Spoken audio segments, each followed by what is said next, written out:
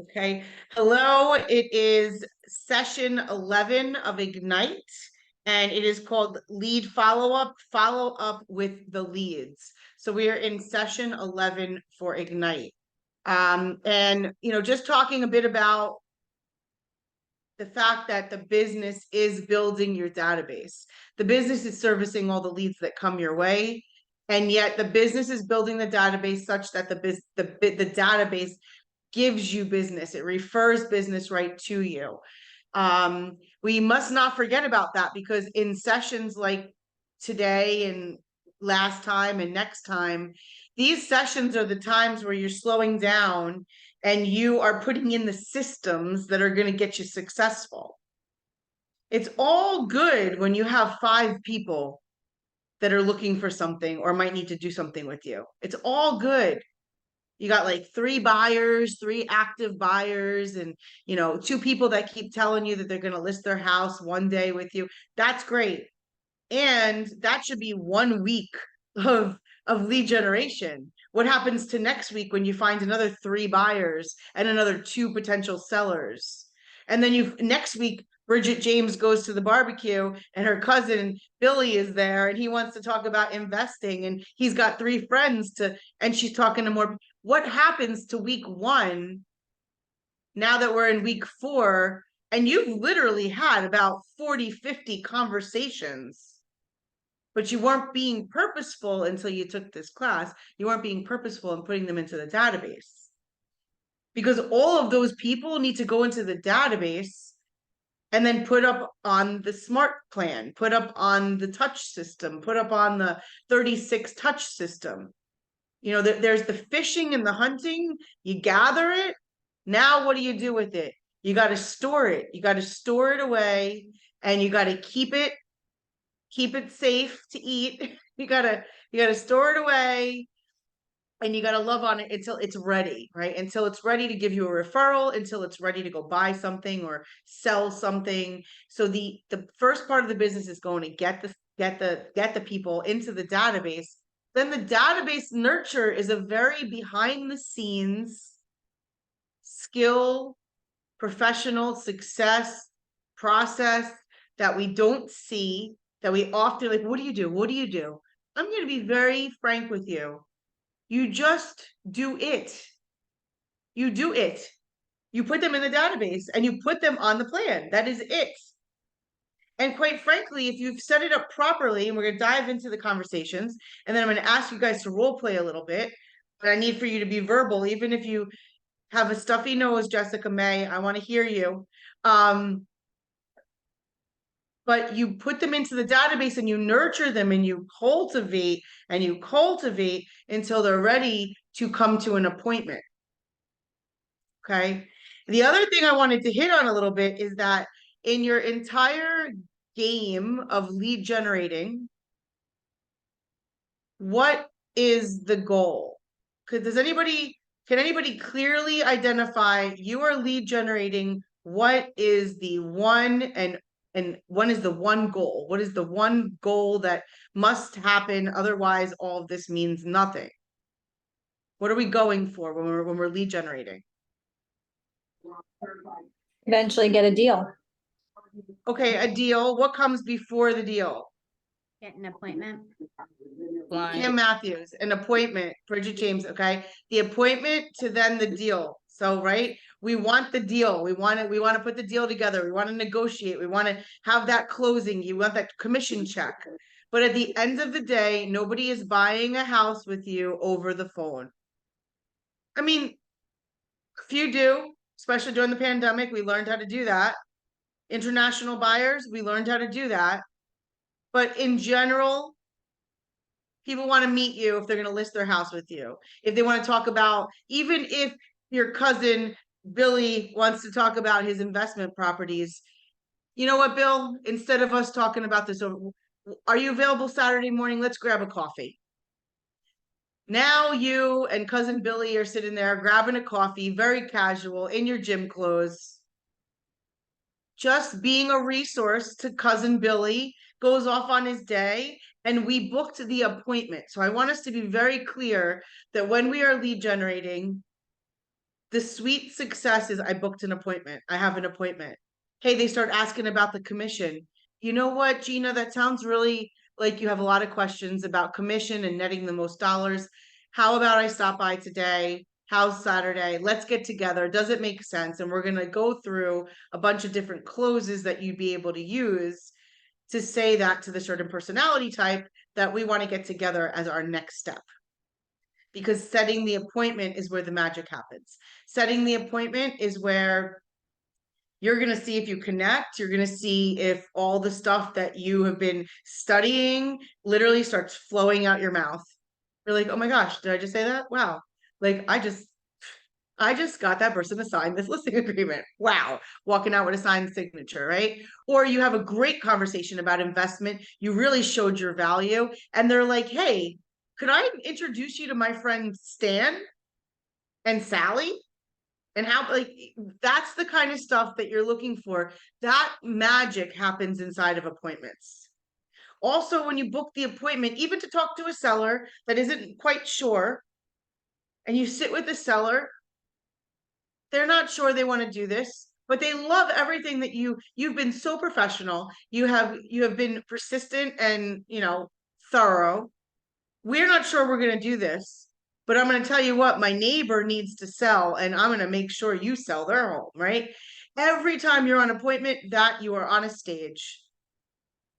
You can ask for referrals. Hey, if this doesn't work out for you, George, hey, who else do you know that I could be talking to that might see some value from this kind of conversation?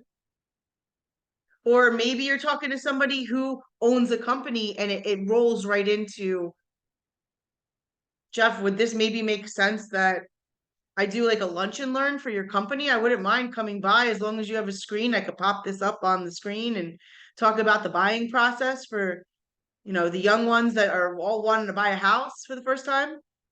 So all these appointments can turn into amazing opportunities because when you show up on the appointment, I know you're going to show up on time, which is like 5 minutes early.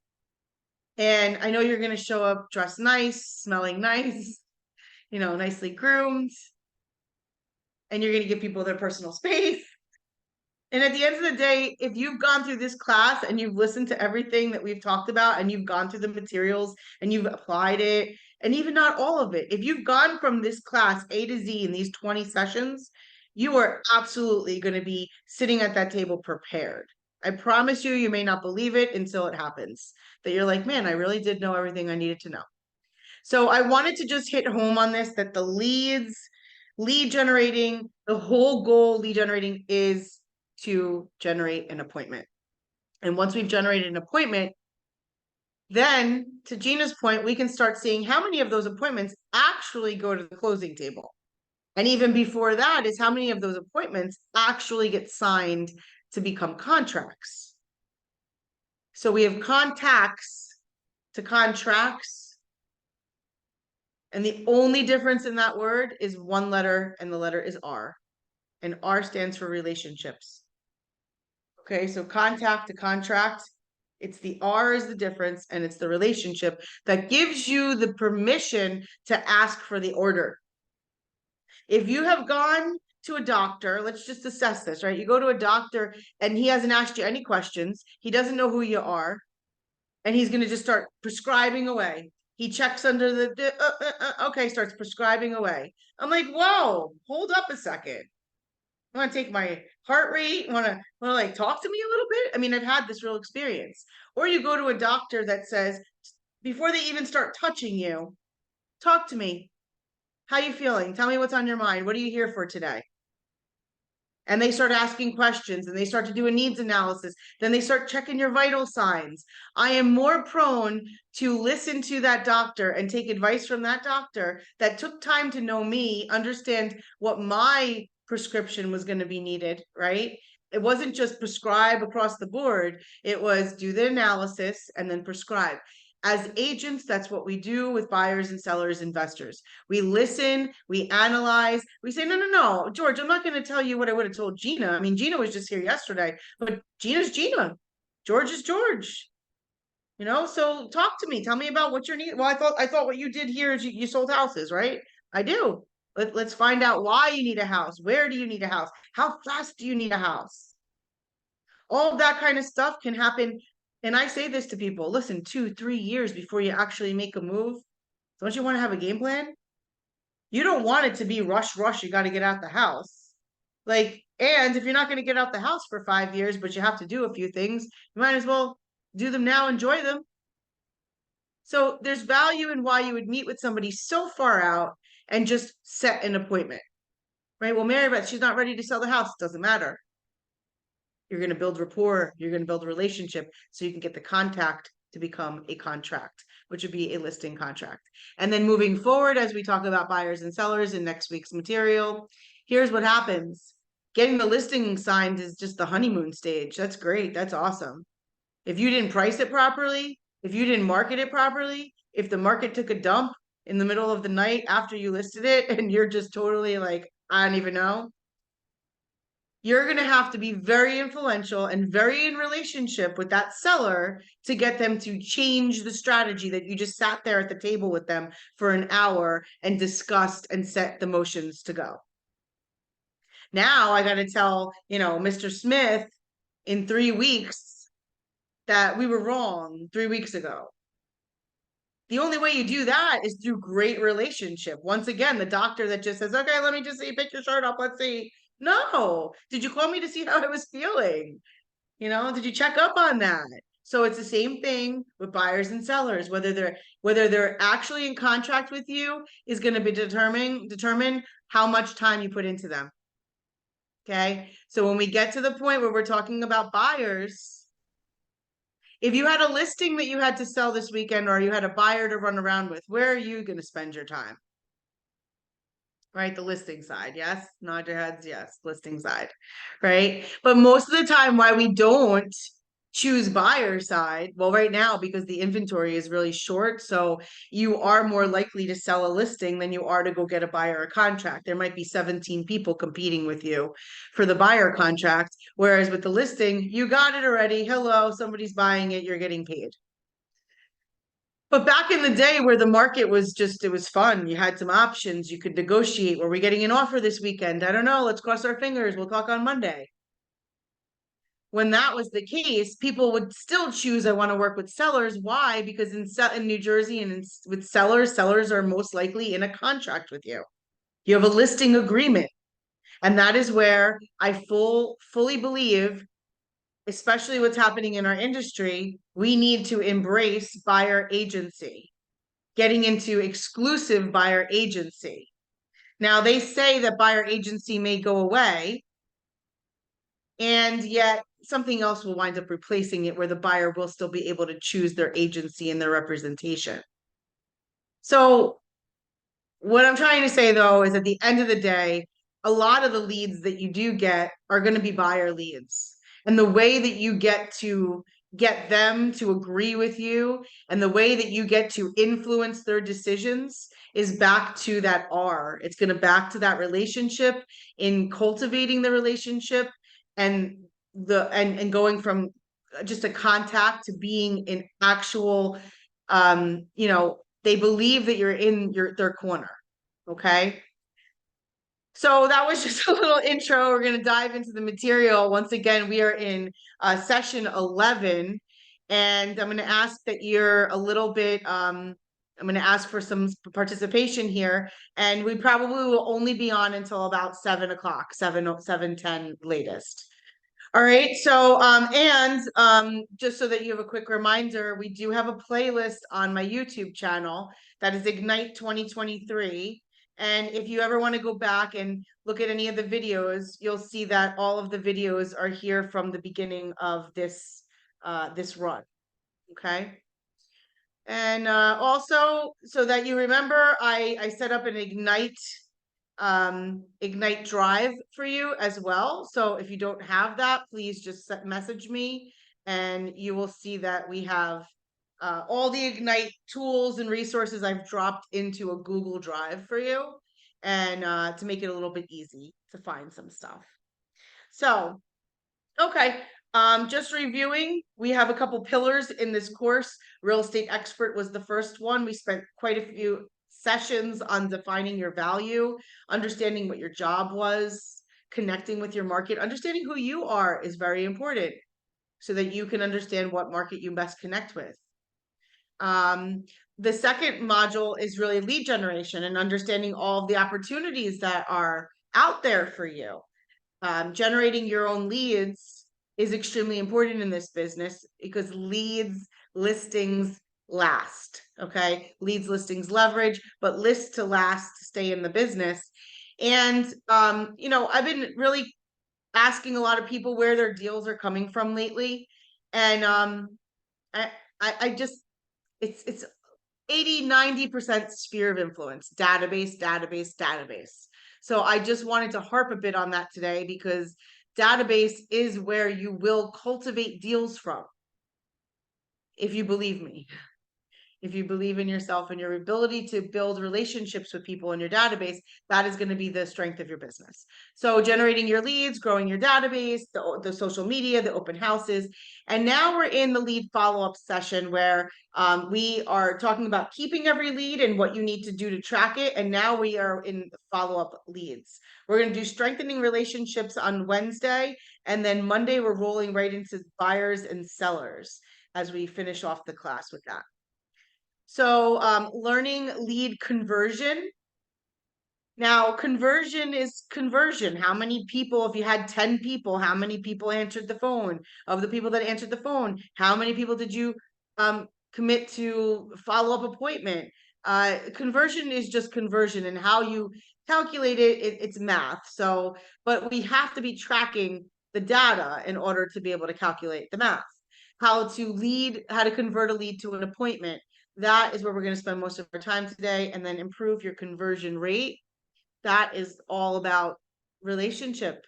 It's about the scripts, but if you don't believe the script, if you haven't internalized the script, if you don't have a relationship to even say the script to the person, you might not be able to use the script. So it's all about the relationships. Okay. All right, so we're going to go to, I love this quote here. It says, the effort you give to converting leads must match the effort you give to generating them. So I love people that tell me they have an amazing event and they got all these people and they got all these people into their database and they pulled a ticket and they winner, chicken dinner. Great. Awesome. And then that's it. They just go in the database and they just die there. Maybe they get an email, maybe they get.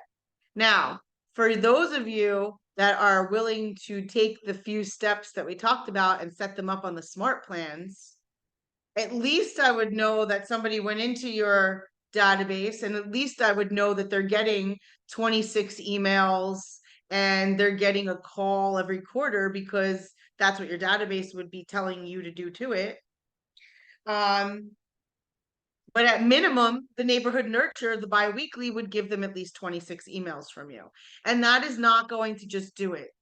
One of my brokers used to say that an email was just the bridge to the relationship. It was just bridging it. It was just letting them know what you needed them to know so that you could call them to tell them what they really needed to ask and hear. Or it was to sum up okay, Joanna, after our conversation, just wanted to recap what we decided on, It's not going to be to deliver a message that we're negotiating, or here's my commission, or it's just the bridge to the relationship and the conversation. Okay. So there has to be that equal effort. It has to be converting and generating. Like, yeah, awesome. Spoke to 25 people today and booked 2 appointments. Spoke to 85 people today, or was at an event and 85 people came through and I got 1 solid listing appointment. Great day. Great freaking day. I'll stand there all day for a solid listing appointment. If you got a listing appointment every single day, you would all be millionaires in real estate sales.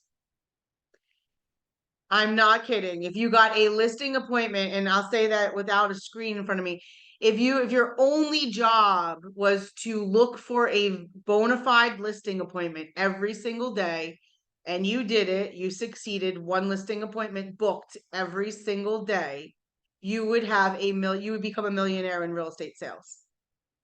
Because if you booked 7 listing appointments for the week, even if only half of them kept, that would be a conversion. If half of them kept their word and met with you, you're still then talking about 182 listing appointments for the year. If you went on 182 listing appointments, if you only got a quarter of them, which is the worst conversion, I've never even heard of that.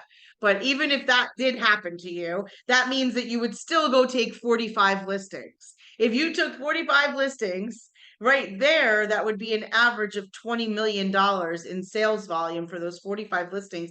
You would do probably 50, 60 million with that many listings taken. And yet, if you went on 180 listing appointments, you would take a whole lot more than that many listings. So I want you to understand it is a numbers game, and the game is get the listing appointment. Just get the listing appointment. If you were horrible on the first 30, I promise you, by the time you go on your 90th listing appointment, you are going to be so damn good. So, we have to, and this is where we're getting to business planning clinic time. And I know a lot of you know I took a little away, clarity, clear my head, and I've gotten very clear that what is in the way from what we want and what we have is us. We are in the way. Now, there may be some valid reasons why we're in the way, circumstantial reasons why we're in the way, but there also are excuses and reasons to say, nope, if I really, really wanted to do it, got a full-time job, okay, that's a reason. You want the result? What are you doing from 7 to 9 at night? What are you doing from 7 to 9 in the morning? Can you book a listing appointment? That would be, I'm going to move all things aside and I'm going to get a listing appointment a day. So once again, just want to encourage you. It's not to like harp. And guys, if you went on more than you went on yesterday, that is a win. If you are growing, if you are incrementally growing, you are doing great. So just like I said before, stay in your lane, like stay on your journey. So lead conversion process is 1, 2, 3, 4, right? Capture, connect, close, cultivate, close. Capture, connect, close, cultivate, close. Right? Because capture, connect, close to appointment, still got to keep cultivating that relationship. And so on shift, it reminds us consistently getting every possible appointment from leads you generate isn't complicated, but it does require preparation, practice, and purposeful action. So, how are you currently capturing leads? Okay. Live question. I want to hear some answers, even if you're not, there's no video, just go ahead and unmute. How are you currently capturing leads? Like, where are they coming from? Or if I were to say, hey, Gina, my sister, she needs to buy somewhere down in Spring Lake. Can you handle her? How would you be capturing the leads? What are you doing? I'm speaking with like former clients of mine. I had lunch last week with someone who's looking to sell his house in Florida, sell his house in Marlboro, and buy a smaller house downsizing at the shore.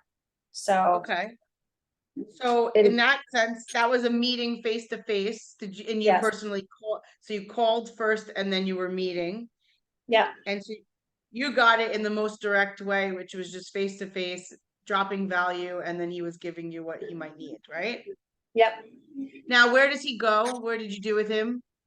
I'm sorry. All Where his did what? I'm needs. sorry. Where this potential client, this possible, where did you put all of his needs and what you spoke about? Have you? Okay. I So haven't now put we're it gonna. into command. Yeah.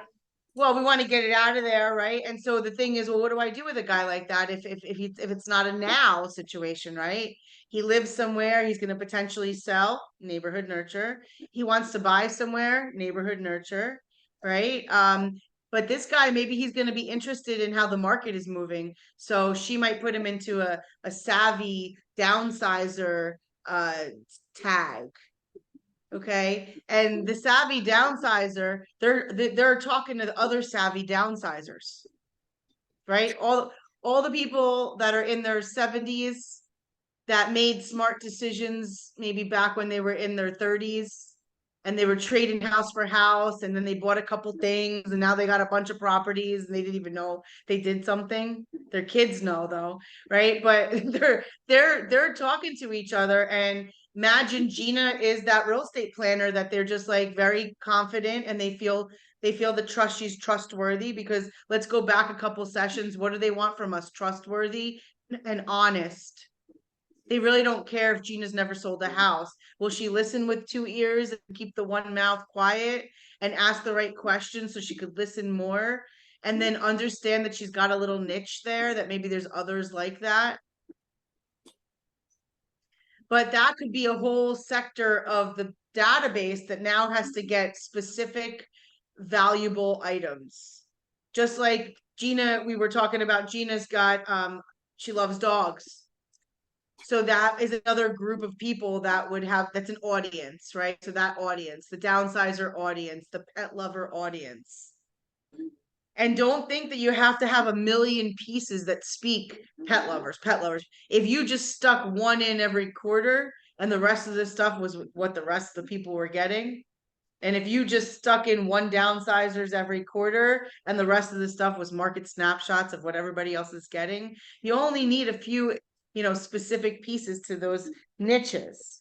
How about some of the other people on here? How are you currently capturing your leads?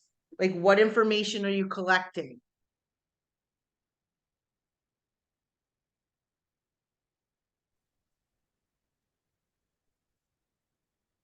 Just getting referrals from my sphere at this time. Okay. So Kristen is saying she's basically asking for business from her sphere of influence, letting them know that she's in the business and she's ready to help them out. Joanna, what about you? I saw you on mute. Oh, excuse me. From my team, leads that come in from my team, and Okay. most recently, some leads came in from my sphere on Facebook. When Okay, you're so saying let's, what I do with that information, that's your question, really? yep. What information I gather? Shit, I mean, obviously all their contact info, Yeah. right? What are their plans? Why are they, what is it that I can help them with? Is it something they're looking in the immediate future? Are they looking 6 months from now, 1 year from now? The areas. I don't know if I'm answering your question. Great. Yeah. No, perfect. Awesome. Those are the right answers. I mean, asking them that stuff and then getting that information and then putting it into the database. And now, let's say somebody on Facebook that connects with you, right? You might not have them in the database, and that's really where I encourage you guys to go look in your social media, look in your database, and look in your phone and see, how do I match this all up so that these people are all getting this valuable stuff that I'm going to be sending through social posts, plus get them in my database because I'm sending them these emails. But when you put them into the database, like if they're from the Facebook, what are some of the tools that you are using? Are you using your basic tools, or do you have a newsletter that you send? Like, what are you doing, Joanna, to stay in touch with them on a regular basis? So I'm putting them on the auto email alerts of whatever areas they're looking, right? The type of properties they're looking for. And then I Okay. put them in a smart campaign, in a smart Yep. campaign. So I don't use command, I use my team's Database? what's that? Sure. Yeah, Is it Follow Up Boss or Rivety or just another KV CRM? a CRM, yeah. KV Okay. Core they use. KV Core. Okay. So they have a really good campaign with texts, calls, and emails similar to commands, Well, and and I'm glad that you said that, because here's what happens when you do. Joanna works on a team, so she has a rainmaker where there are some leads that are going to be given to her, and there's going to be some direction in open houses and opportunities that way. But Joanna's also still, encouraged to bring her own business to the team as well as the rainmakers provided, right? Yeah. So Mhm. when she's got to do that, you have to have a bit of a system to make sure that, well, we were talked about a lot about systems, but you have to have a system to make sure that you have your people tagged, that that they are your people, that they're your sphere of influence for your rainmaker. And then you have to be continually adding value. You can't just say, oh, well, because the team has all these smart plans already set up, I'm just going to work. No, they also need to experience what Joanna brings to the table.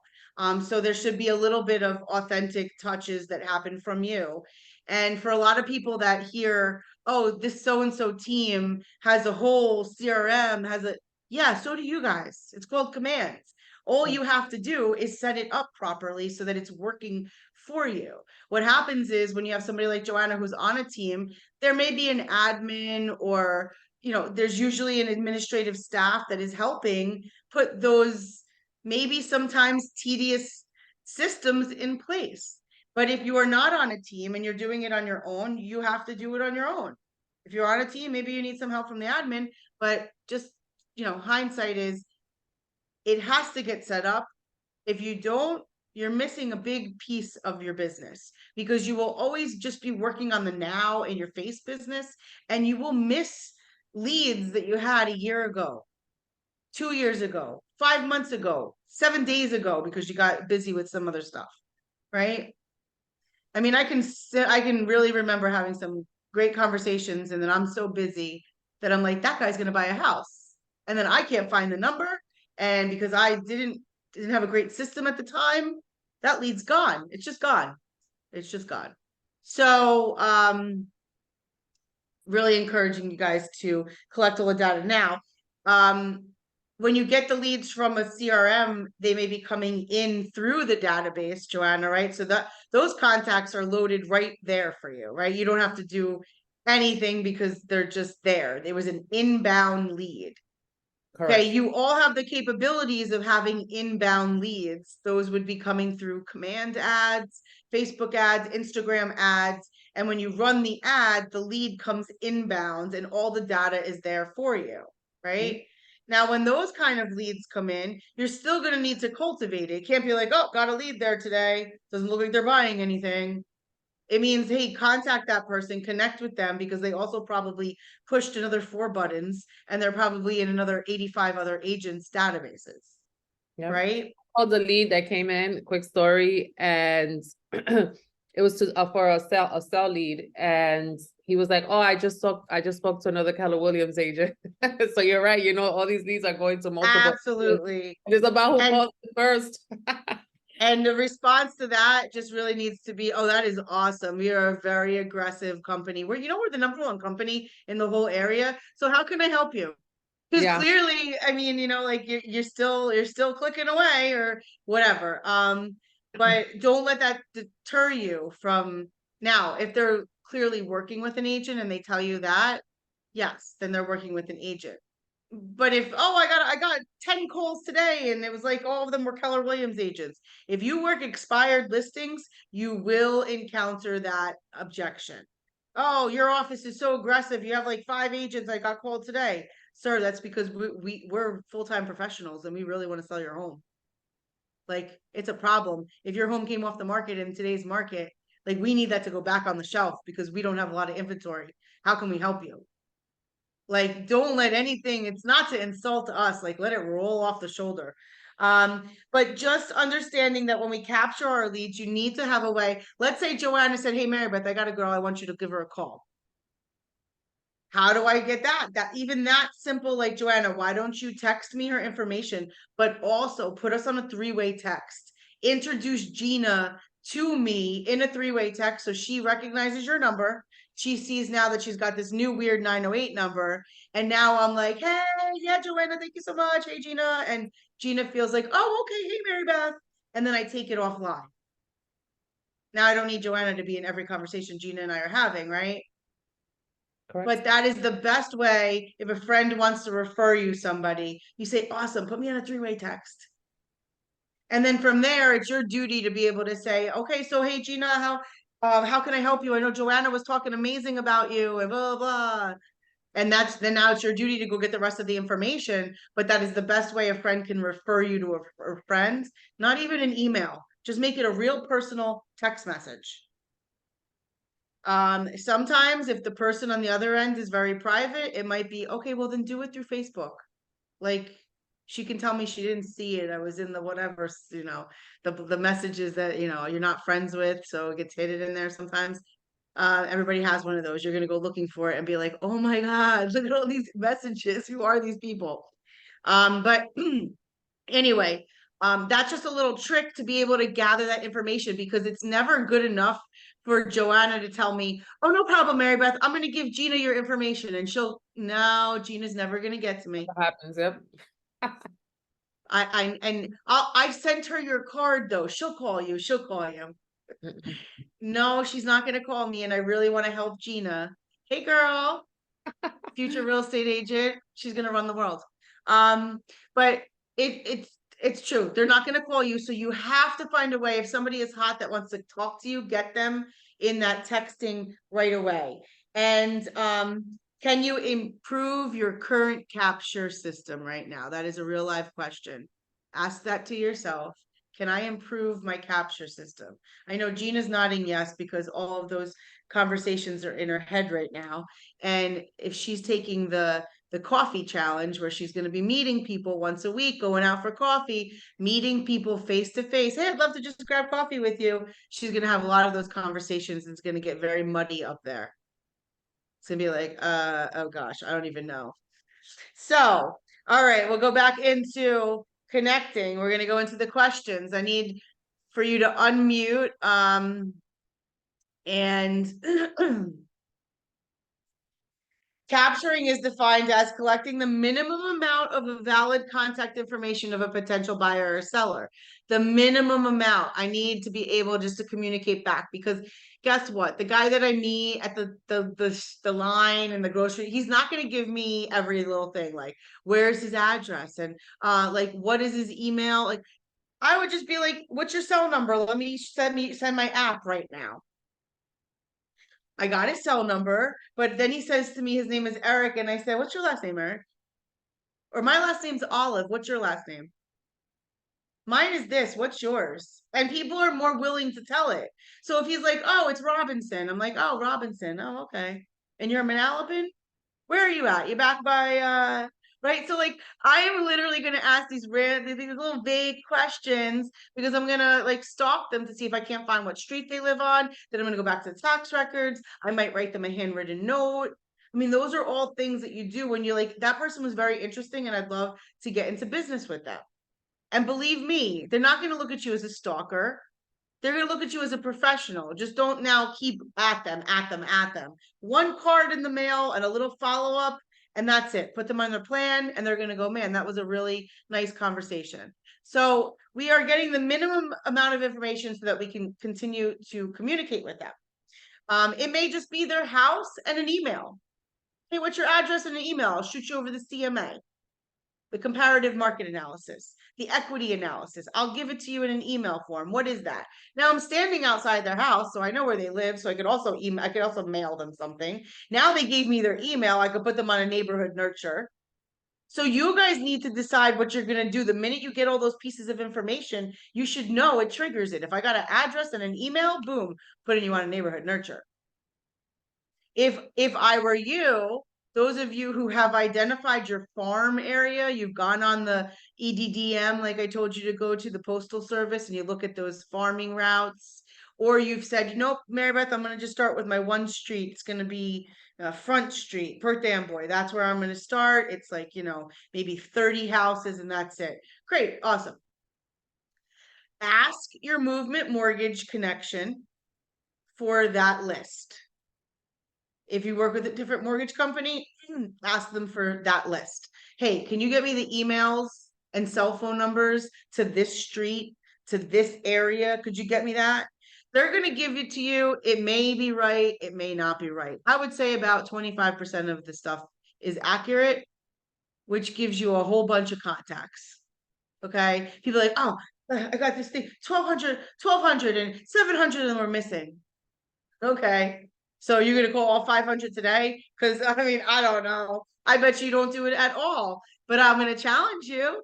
Tony DeSello, one of our best coaches, challenge them all, and one will do it. But challenge them all. So I tell you, ask your mortgage guy, can I have the emails and cell numbers for this area?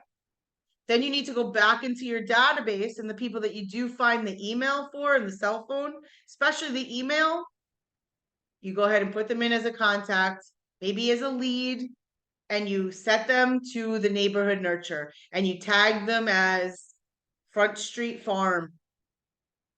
like First Farm, Front Street, whatever. Try it out. See if you get any responses with the biweekly neighborhood nurture. Then door knock those houses. Then call them. Then write a handwritten note. It's Thanksgiving. Happy Thanksgiving. See if you can't get anything from 30 houses, 40 houses, 100 houses.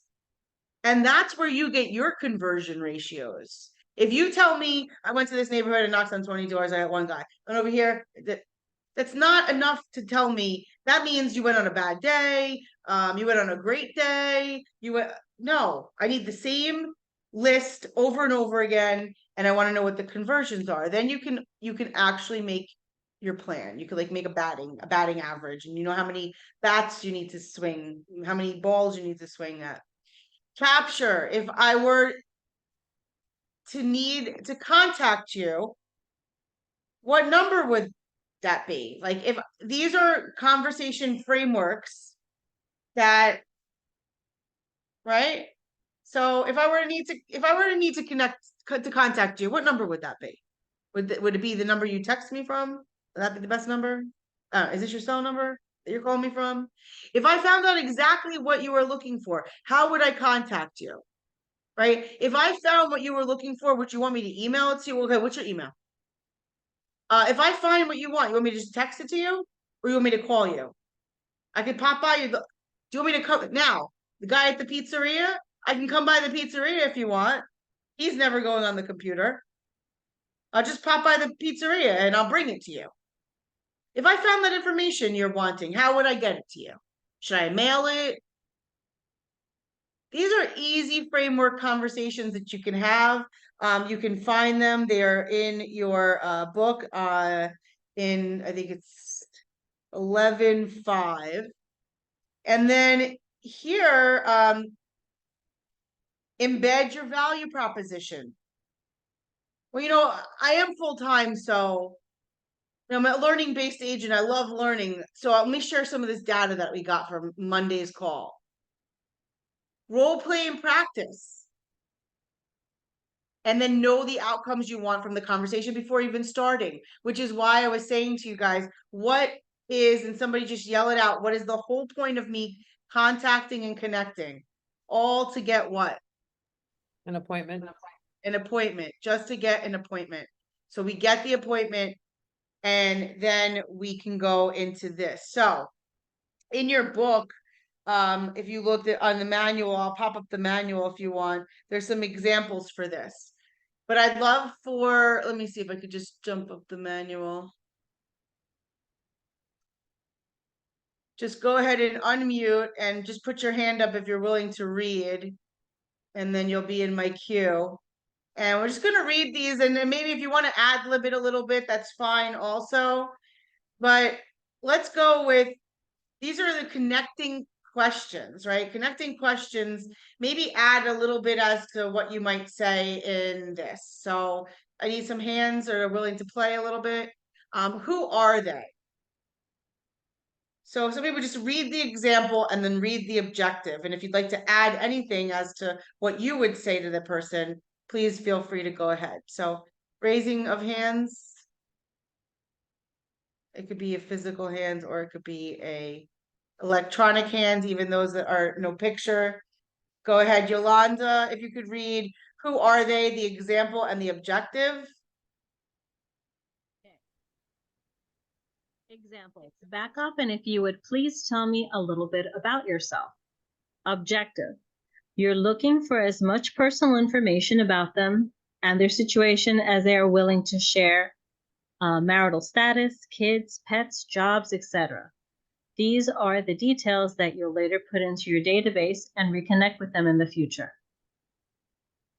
Thank you. Going? And Yolanda, you do a great job of connecting with people. You know, when people walk into your store, she's a multiple business owner. Like, what are some things that you're saying to understand who they are? Or if they come to a festival, or if they're involved with the fireworks, or all the other things that you get involved, like, you want to know who they are. What are some questions you're asking?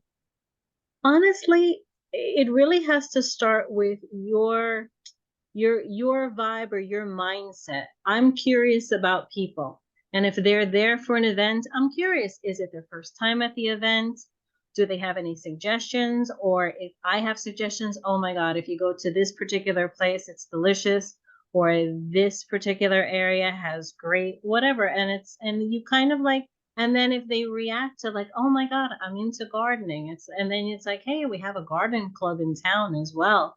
Or have you ever been to? So just Yeah. find what their interest is. And 9 times out of 10, you will share a common interest, and it comes across genuine.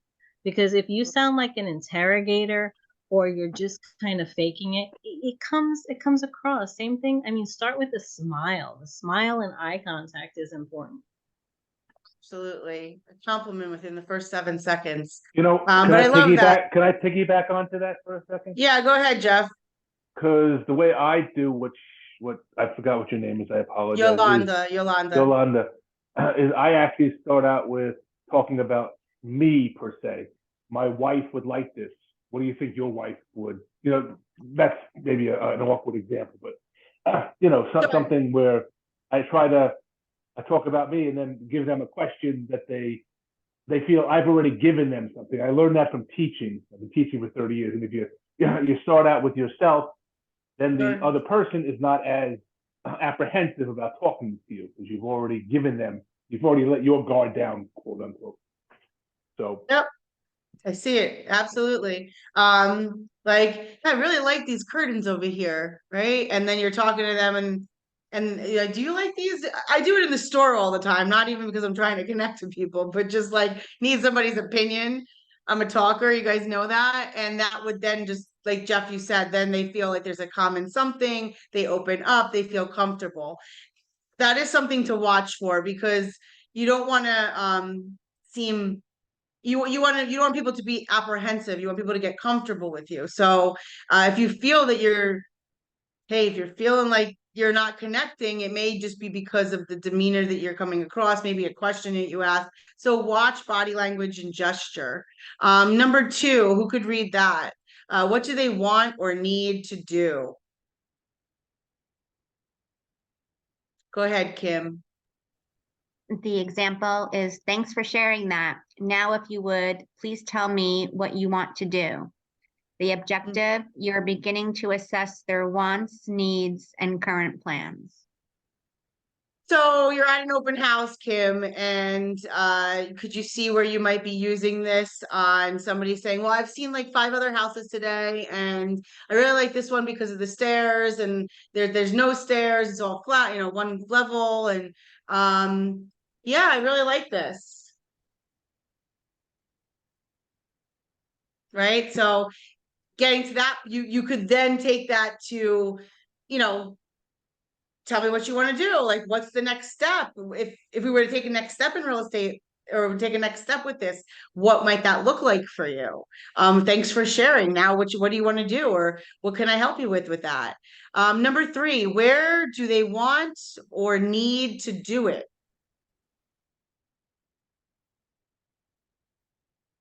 Okay. All right, so number 3, and I'll take a hand for the next one. Example, thanks for sharing that. Now, if you would, can you share with me where you're thinking of moving to? Why would that area be important? The objective is now that you're trying to get an understanding of their current situation. So where do they want to be? How fast do they need to be there?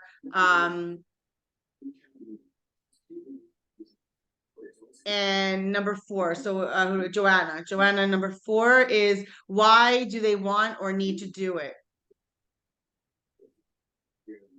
The example, thanks for sharing that. Now, if you would, can you share with me why you're doing this? The objective is that you're trying to determine their motivation.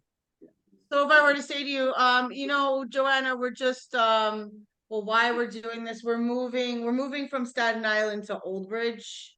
And I mean, to be closer to family. Would there be a follow-up, maybe? What, and is there a time frame that you're trying to be there by? Tell me, what would that do for you? Okay.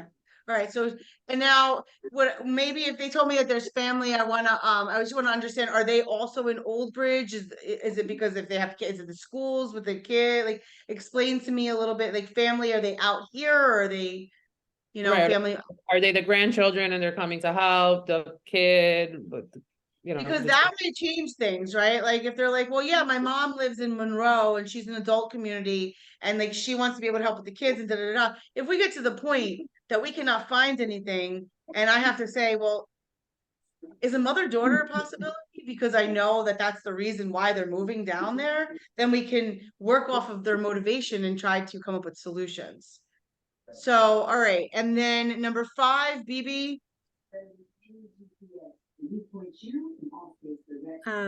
Number 5, okay. Yeah. I understand that, you want to be close to family. If Oh, no, we're so, on, oh, yeah, okay, yep, okay, like previously they said they wanted to be close, right? yep. Mhm. So, how soon do you want to get out there to Old Bridge?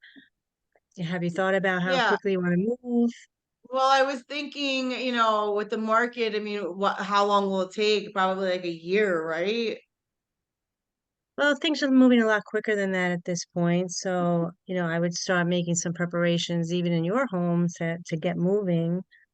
Okay, right. So if you're asking enough questions, we might discover that the lack of education or what one market is doing compared to the market they're moving in, they might not be educated on that. So they may be coming with some assumptions of how long it might take or how quick it might be or just the process. And that might be a like, hey, would it make sense that we would go through a buyer consultation and I could show you the process of how quick or how slowly it could happen, right?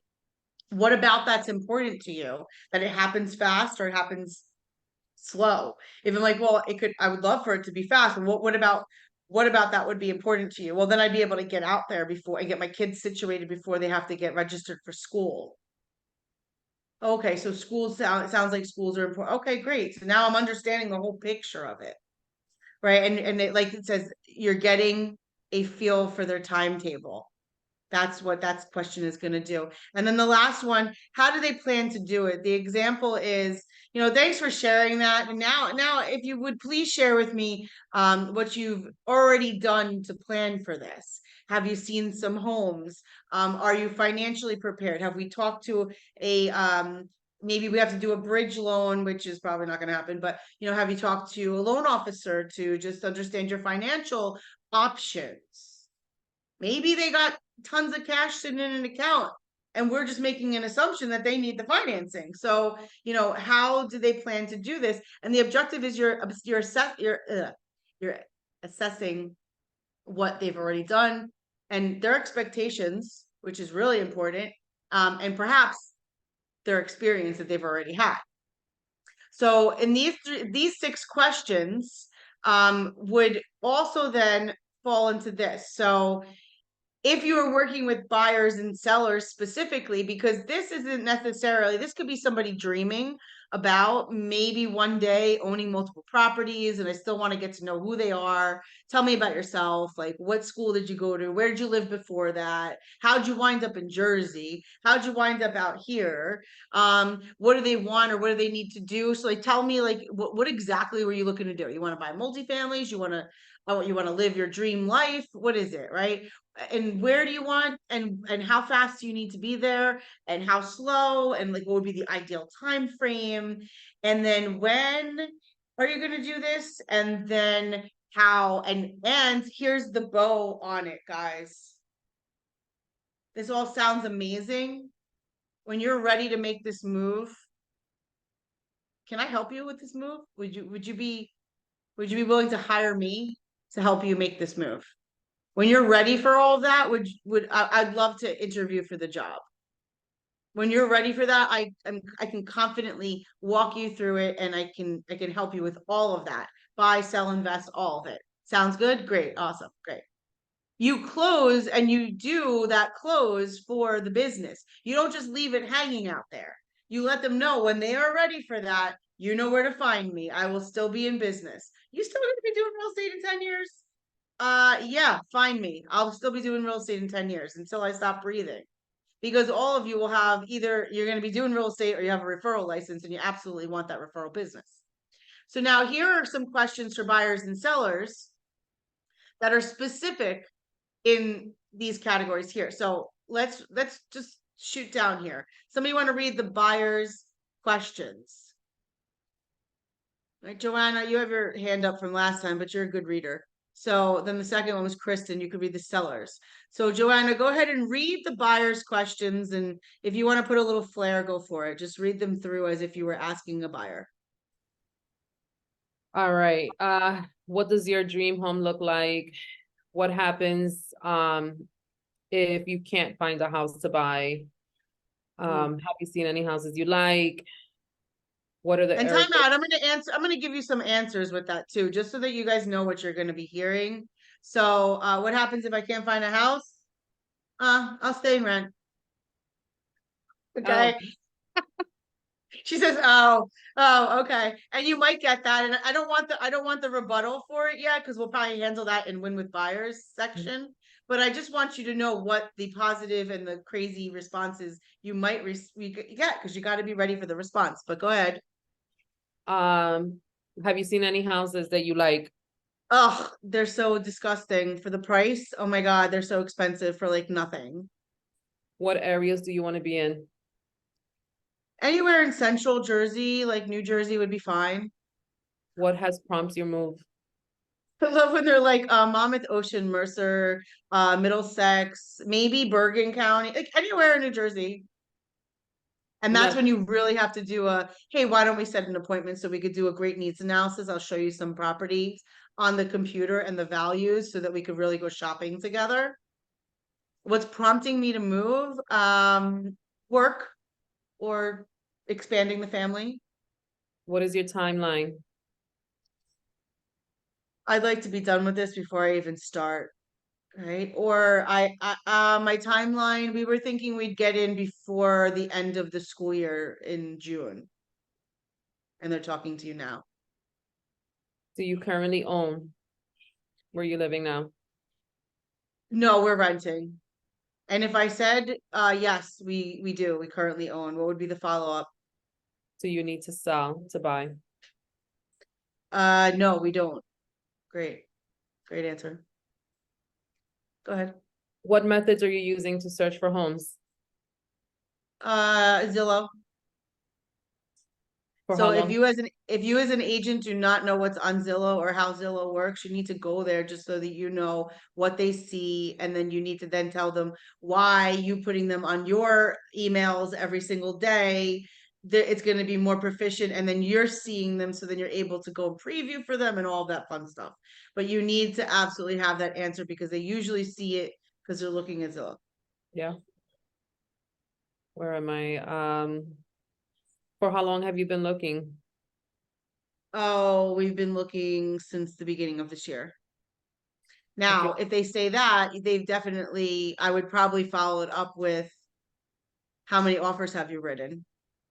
And if they're like, oh, none, then I'd be like running from them, to be honest. But if they're like, oh yeah, we wrote like 5. And then I would know that there's probably an agent involved, and I would say, what was that experience like? Eesh. And I might have to follow it up with, do you have any buyer agency agreement signed with that other broker? And they're like, no. Okay. Well, let me talk to so go ahead. Next. What is your time frame to move? I feel like we asked that already. What is your time frame to move? Just before school next year. And this would be another question though. What if I found you the right house? Are you willing to move in it like this year? And I say, no, I cannot, because I'm not doing that drive with the kids with school. If I don't have kids and I say, yeah, I'll go live with my mother-in-law for a little while. Right. Have you talked with a real estate professional about selling your current home? No. We were just shopping with our eyes first. Are you pre-approved with a lender? No, we're not pre-approved either, because we think we could buy our house with the cash in it. All right. Do you have a price point in mind? Yeah, but it's $150,000 more than we're really approved for, right? So Always. there you go. Yeah, and a price range in mind is great, and I love when they're modest and they're like, maybe like 400,000 or 500,000. When they say 400,000 or 500,000, that's when you really need to get them pre-approved, because that's when they just doing the calculation on the Google calculator, and that's when they realize that, oh, that didn't include the taxes, the PMI, the flood insurance, and the rates are not that because your credit is not that, and before you know it, they're not really a valid buyer, guys. So you have to have great, let me get you to whoever you guys refer. Thank you, Joanna. Kristen, play with me.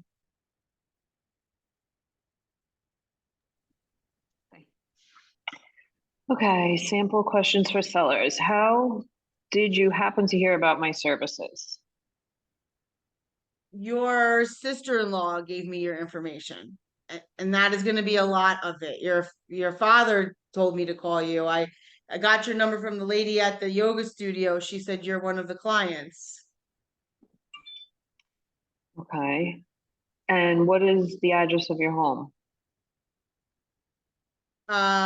So a seller is not going to mind that, right? Because they want to know what's my house worth. Like, so what is the address of your home? Yeah, no problem. It's 267 Front Street. Okay, and how come you're moving? What's making you want to move right now? Well, I need a backyard. I have no backyard. I'm in a townhouse. Okay, and what's your time frame? When would you like to be out by? Well, I'm the seller in this market, so I get to really control this, right? Um, I had somebody tell me that. I was like, well, yeah, and if you want a really good price for your house, you're gonna just be, whatever the offer says to do. So my time frame, I would say most sellers might give you the like, oh, well, we're looking to get it on in the spring. Couple months. Okay. What do you have? Well, and time out, I just want to give you a scenario where I asked them what their time frame to move was. They said they want to get this done by the end of the year. I said, okay, great, awesome. They then, after hearing what the house will sell for, they go out to Pennsylvania for the weekend and they buy themselves a house. And then they come back and they tell me, you got to get this on the market and we got to get under contract before Friday, because that's what we told the seller in Pennsylvania we were going to get done. And I said, what? Well, you said you were so good that you get this done in a couple of days. We need to get it on the market on Monday and we need to be under contract by Friday. And I was like, okay, all right, changing plans. I guess we're doing this. And literally within 1 week, they cleared out the house. We boxed it up. They were able to, throw out so much stuff. My poor Rebecca was there with me, and we put it on the market for that weekend. They got their offer and they literally were from list to close 40 days. And they are in Pennsylvania already. So, for somebody who told me they want to get this done by the end of the year and they're already in their new home, Things change. Don't believe the hype. It's a sequel. But anyway, go ahead.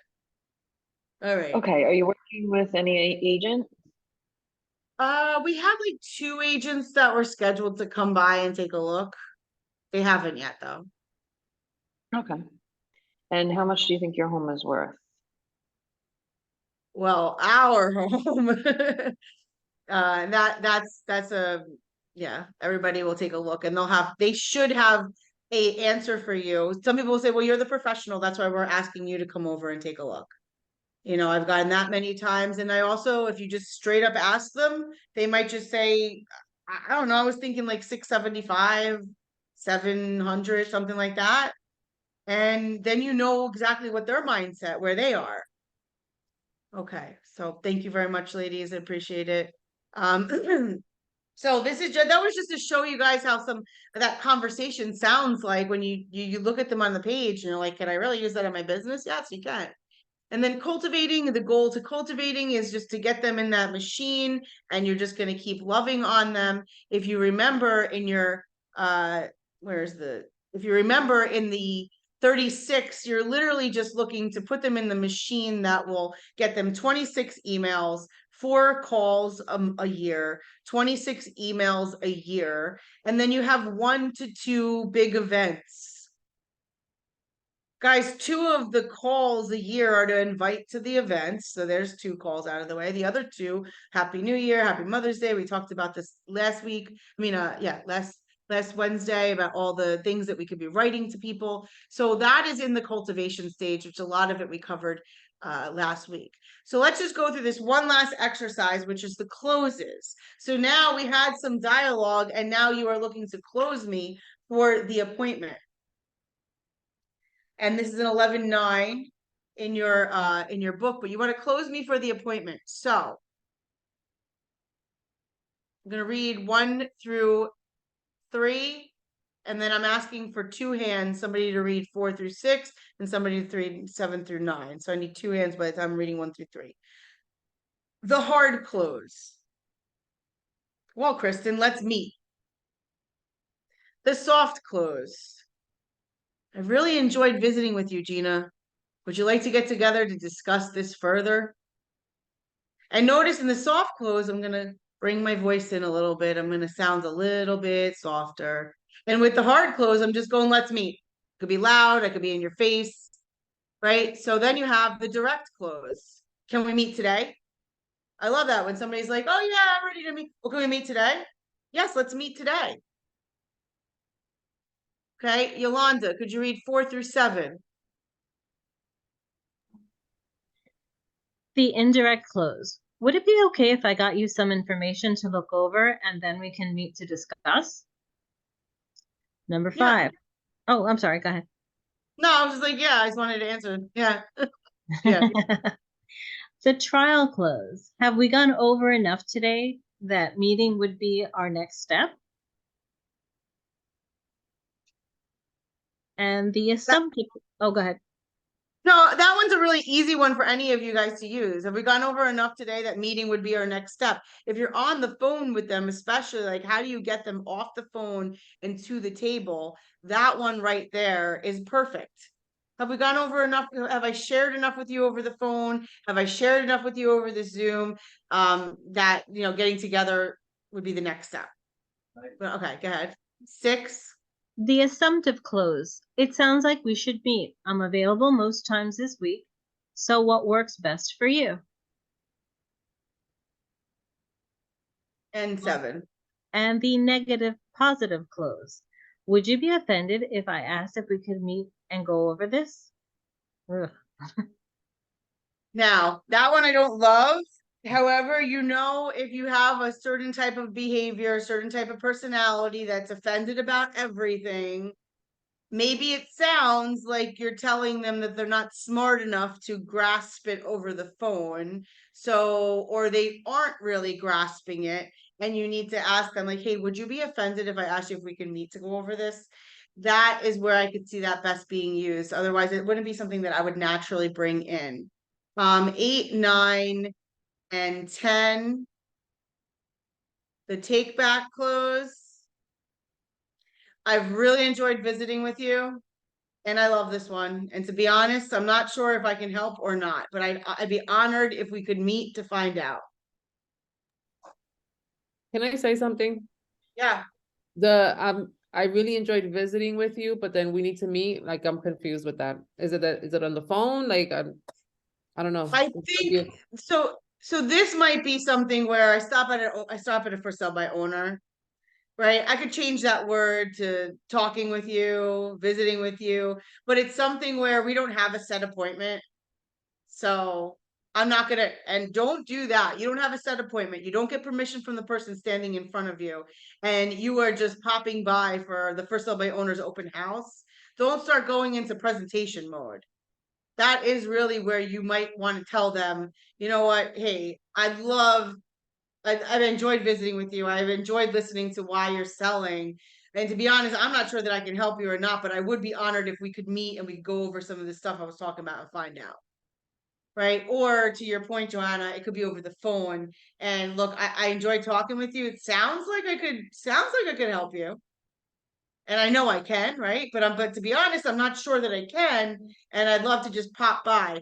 Where I have seen this also used is like, it's an absentee owner, and forget about the visiting or anything. It's just that we're talking and I say, to be honest, I'm not sure if I can actually help. Let me drive by the property. Let me get back on the phone. Could we meet over at that property at some point? And that's where I have been able to use that myself personally. But yeah, you got to mix those words. Visiting might be talking, or, maybe Zooming. The tie down close, wouldn't it make sense for us to meet in the next day or so? I mean, you're having a real good conversation with somebody about the buying process. Wouldn't it make sense that we just go grab a coffee and we talk this over? Wouldn't it make sense? I'll pop by your office tomorrow. And then the alternative choice close. This is always what works better for you today or sometime tomorrow afternoon. Now, don't give them the same option. Does today at 5 or tomorrow at 5 work better? What time works best for you? Is it 5 o'clock work best, or is it later in the night? Okay, so great. So is it Tuesday at 5 or is it Wednesday at 5? But also don't get insulted if you're telling them 5 o'clock Tuesday, Wednesday, Thursday, and they're saying no, no, no. We'll switch up the time. Is it a Saturday at 10 that you'd like?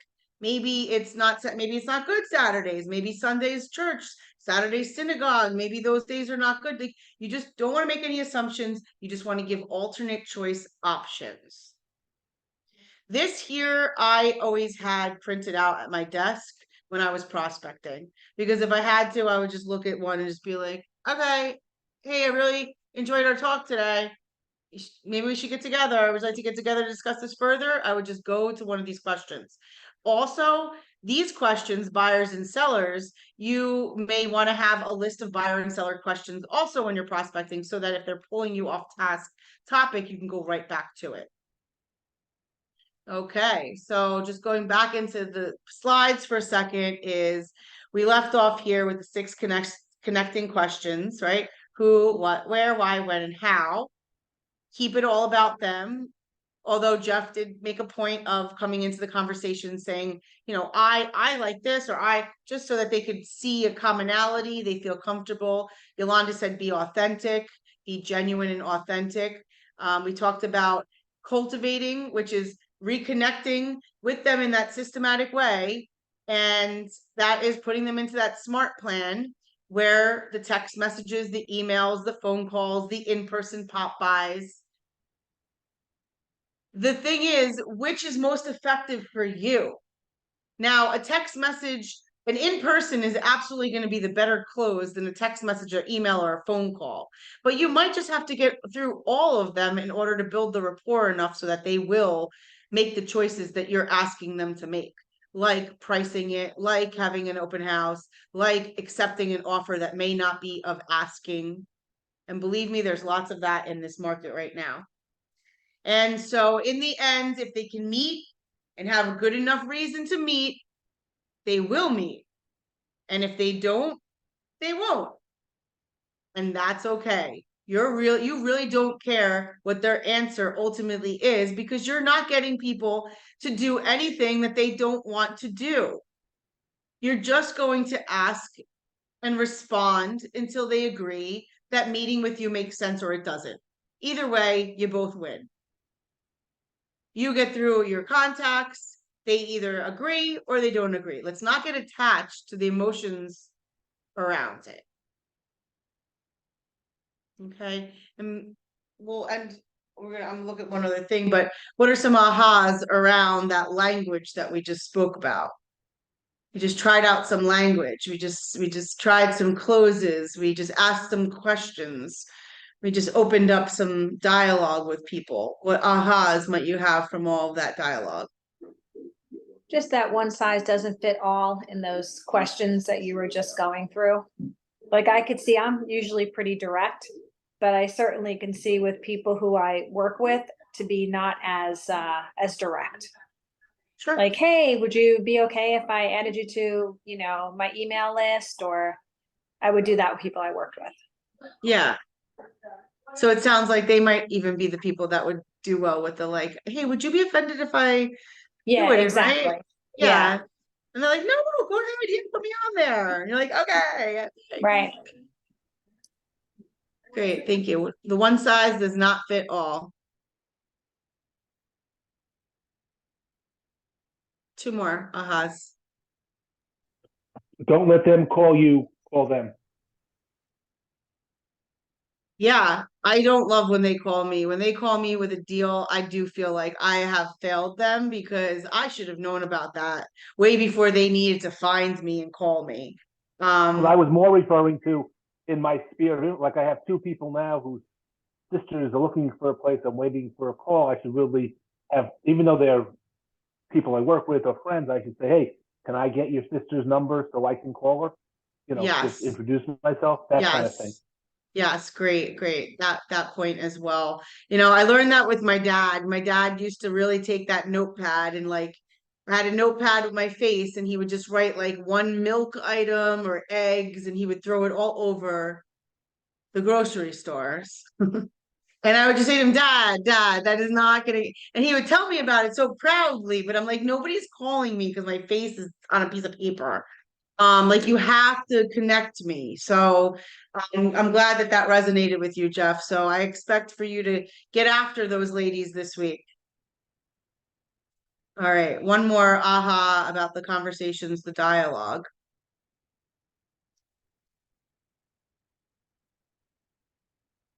And Bridget, I want you to make sure you, I know your cousin's name's not Billy, because that would be really too ironic that I was calling him Billy. But I hope that you can go back and have some dialogue with Billy to see, you know, what he's looking for and you can help him with his goals as well. All right, one more aha on conversations and dialogue.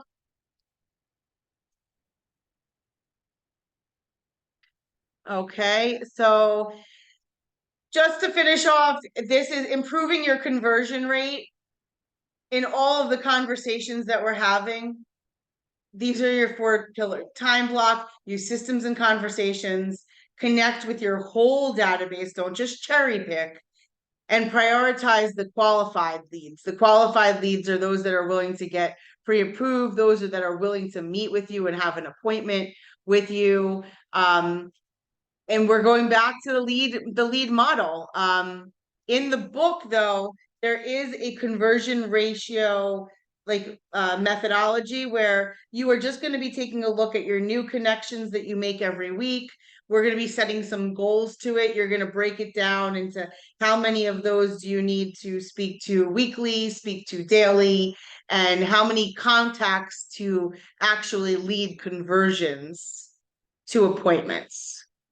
So, once again, if you are tracking what you're doing with your week, like how many calls, how many contacts, how many faces you got face to face, how many handwritten notes, if you are legitimately tracking that at the end of the month and you look at the transactions that were created from it, you'll start to see the successes and you'll start to learn what to do. And you'll also start to learn what doesn't work and what to stop doing. And as you're building great habits, I encourage you to try them all, but I also encourage you to measure. And if there are things that you've done for, let's just say 30 days, 60 days, 90 days, you've been doing them for 6 months, you've been doing them for a year, and nothing is happening, you have to also know when to call it quits and take that time back and put it into something else. Because as we talked about earlier, if your only job was to generate a listing lead appointment every single day, you would have $1 million bank accounts in real estate sales. So if everything we talk about, and you know, we have 9 sessions left, we just think about getting those seller appointments, you're going to have a really successful time in the business. And it doesn't matter if you had a slow start or not. I do believe the next couple of years are going to be where like true rock stars are thriving and it becomes more of a professional business. And a lot of people just, you know, they kind of weed themselves out, because this kind of business is not for the faint-hearted. It's definitely for the resilient. And I'm going to encourage you to continue to prospect this week. I'll see you on Wednesday. Wednesday will be shorter. And then I'll be back in Jersey on our Monday call. So, but you guys have a great 2 days. I'll see you back on Wednesday and I will upload this tomorrow. All right? Have a great night, Thank guys. you. Bye-bye. Night. You're Have a good welcome. one. Bye. Be safe. Thank you.